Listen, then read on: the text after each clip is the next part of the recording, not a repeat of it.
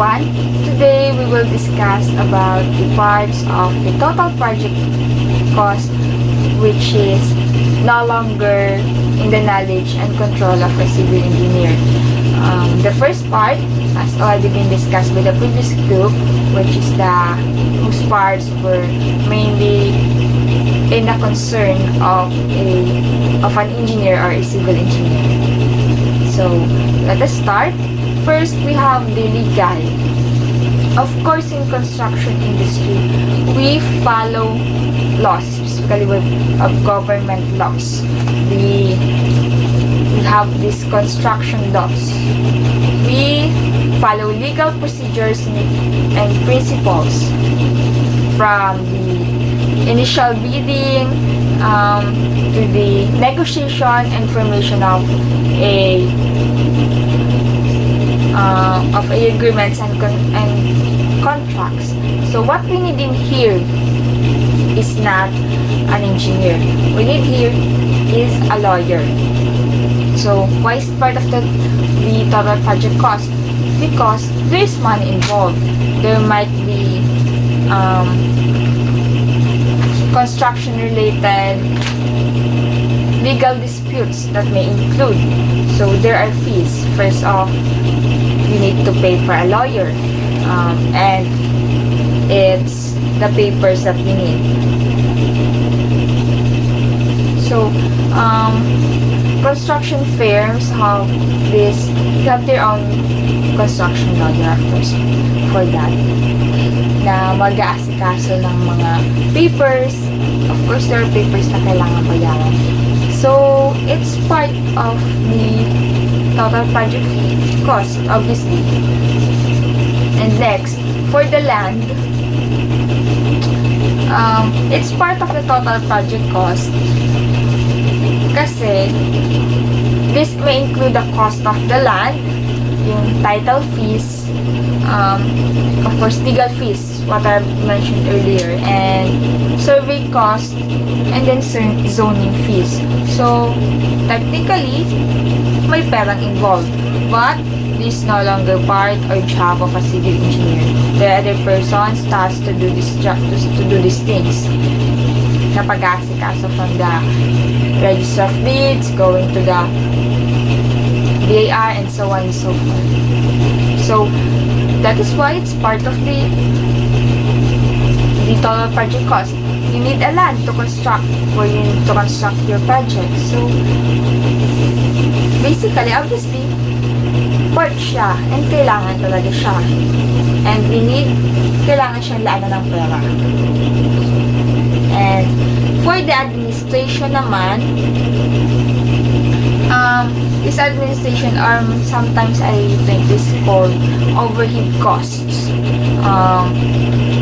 Kasi in construction, there are fees cost for the constructors, for the equipment rentals, changes of location,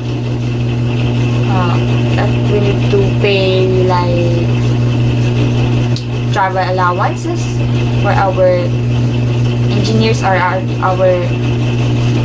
our staffs and employees. Also, this administration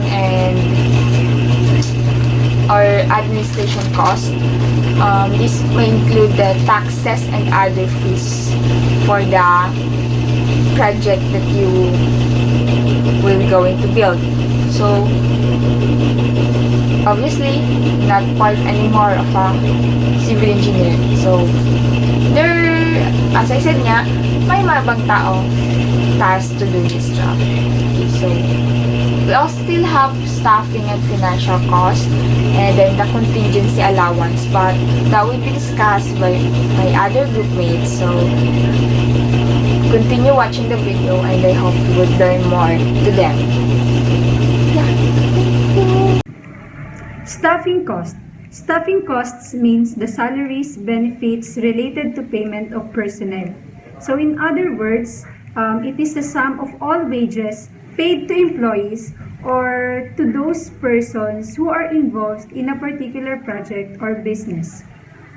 So when it comes to calculation of staffing costs, Central Europe Control and Audit Guidelines proposed a method to calculate the share of costs related to employees working part of their workable time in a project. So the formula used is gross salary plus social charges all over total working days or hours multiplied by project work days or hours. So, pag sinabing gross salary plus social charges, it refers to costs paid by the beneficiary in the time frame of a year. So, this includes salary, costs of sickness, absence, and holidays, taxes, employers' contribution for national social security schemes, and etc. So kapag sinabi namang total real working days or hours, it refers to the total time in days or hours worked in a time frame of a year. Dito, hindi kasama yung cost of sickness, absence, and holidays. So lastly, yung project work days or hours. So it refers to the work time in days or hours for project purposes. So in order to calculate or in order to ensure a correct calculation, they suggested that the formula must be applied on a yearly basis. Pero hindi naman kailangan na dapat nakabase dun sa calendar year. Depende pa rin kung kailan simulan yung project or kung ano yung time frame na sinet. Financing costs. So financing costs are defined as the interest or other costs incurred by the company while borrowing funds. So they are also known as finance costs or borrowing costs. So di ba kapag may business or may new project, yung kailangan dito is a fund or yung tinatawag nating capital. So those are offered by the people who are willing to lend money. So, yung cost na tinutukoy dito is yung return na hinihingi nila kasi syempre, hindi naman libre yung fund or yung capital na makukuha mo galing sa kanila. There are two different sources of financing. First is the equity financing and the second one is the debt financing. So, when we say equity financing, it is the process of the sale of an ownership interest to various investors to raise funds for business objectives. Let's say you are an entrepreneur who has invested the seed capital of 2 million pesos in starting up your own business or your own company. Since the entire investment is yours, you own all the shares in the business initially. But as the business starts growing, nagsimula ka ng maghanap ng additional funding. And these are usually offered by the investors. So let us assume that the outside investor bids to pay 500,000 pesos. While the original investment is 2 million pesos, then the company's total capital will add up to 2,500,000 pesos. Finally, when the outside investor has purchased the shares of the company, you do not own 100% of the business now, but only 80% of it. On the other hand, the investor owns 20% or the remaining shares of the company. So, there are types of investors here in equity financing. So, these include angel investors, venture capitalists, crowdfunding, and initial public offering. Last is debt financing. It is a time-bound activity where the borrower needs to repay the loan along with the interest at the end of the agreed period. The payment could be made monthly or yearly.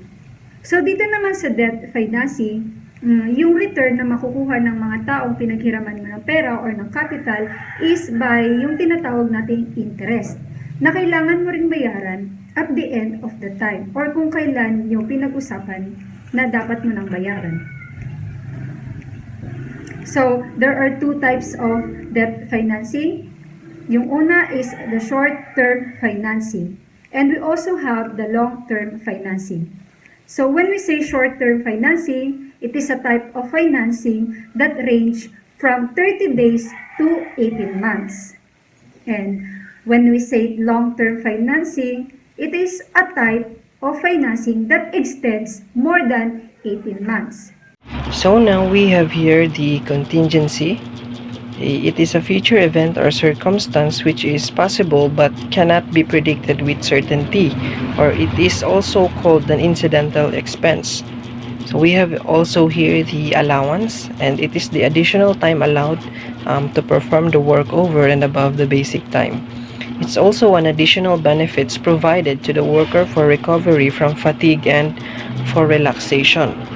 So for contingency allowance, it is the time allocated during planning for unscheduled events. Technical and personal disruptions result in changes in the indirect production cost. So the contingency allowance is calculated in special contingency time studies. So the results of which yield rates for indirect production cost. It is a small allowance of time which may be included in a standard time to meet legitimate and expected items of work or delays. So the precise measurement of which is uneconomical because of their infrequent or irregular occurrence. So as the project moves forward from the study and report phase through the final design phase and finally the construction award, more becomes known about project details and cost until at the completion of the project, the final project cost becomes a quantity or unknown quantity. So to provide for intangible cost, so contingencies should routinely be added to the basic estimate. It is common practice to add 20% or more to the estimated probable total project cost at the completion of the study and report phase, reducing this perhaps 10% at the completion of the final design and perhaps to 5% when the construction bids become known. So larger or more complex projects may require higher contingencies.